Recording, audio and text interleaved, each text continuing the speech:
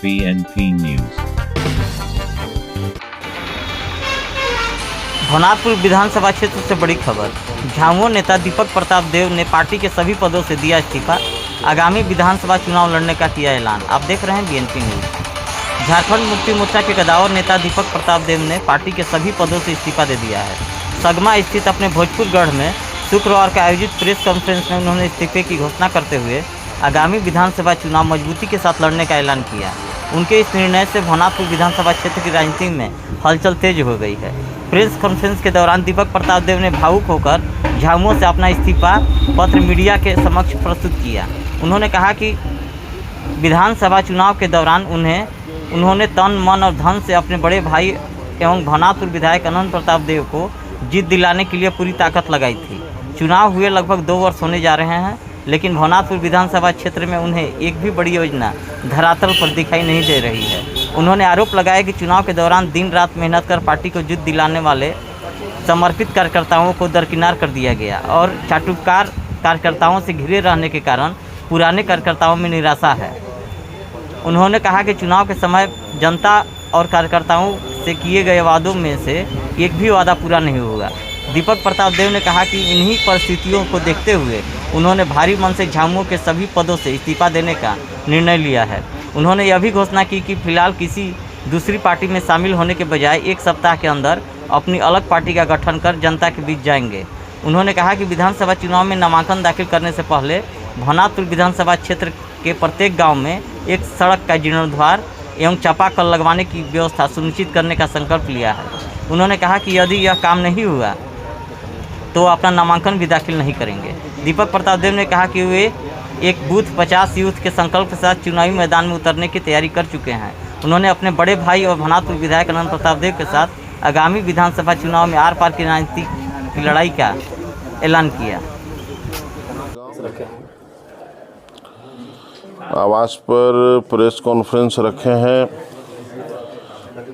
15 अगस्त के अवसर पर। सबसे पहले तो हम चाहें कि आप लोगों से मेरा मुलाकात हो जाए, क्योंकि आप लोग ऐसे लोग हैं जिसको फुर्सत नहीं रहता है। आप लोग दौड़ते हुए भागते रहते हैं। लोकतंत्र के आप लोग चौथे स्तंभ हैं। और दूसरा चीज़ है कि आज झारखंड मुक्ति मोर्चा से हम इस्तीफ़ा भी दिए हैं कुछ समय पहले। ये देख लीजिए इस्तीफ़ा है।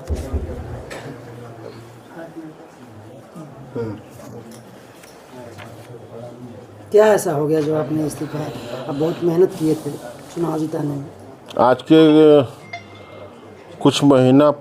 कुछ दिन पहले हम एक प्रेस कॉन्फ्रेंस किए थे।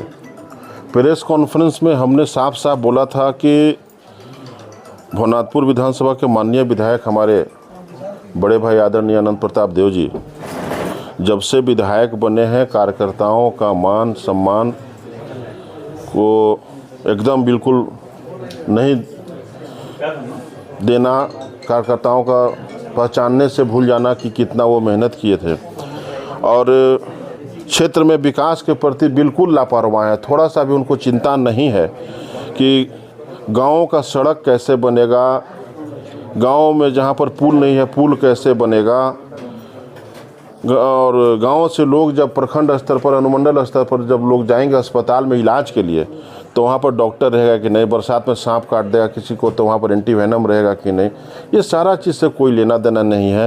पावर प्लांट के लिए बोले थे, पावर प्लांट के प्रति बिल्कुल लापरवाह नज़र आ रहे हैं। आज 2 साल पूरा होने चला, पावर प्लांट का कहीं एक ठो ललटेन तक हम नहीं देख रहे हैं। कहाँ वो विकास कर रहे हैं, कहाँ कर रहे हैं, वो सिर्फ मैया सामान पर वो टिकल है। झारखंड मुक्ति मोर्चा में आप एक बहुत बड़ी धड़ा माने जाते हैं भवनाथपुर विधानसभा क्षेत्र में। हाँ, क्या ऐसी बात बनी कि आज आपको इस्तीफा देना पड़ा जेएमएम से? पूरे भवनाथपुर विधानसभा में आप लोग देखे हो कि हमने गांव-गांव में भी जाकर के सभा किया है। भवनाथपुर जैसे जगह पर भी हम जाकर के बड़े मंच को भी हमने साझा किया है। नगर उटारी गोसाईबाग में भी किया है। जेएमएम से इस्तीफा देने के बाद अब आपका रुख क्या होगा? किस पार्टी में जाएंगे आप, या क्या होगा अगला कदम आपका?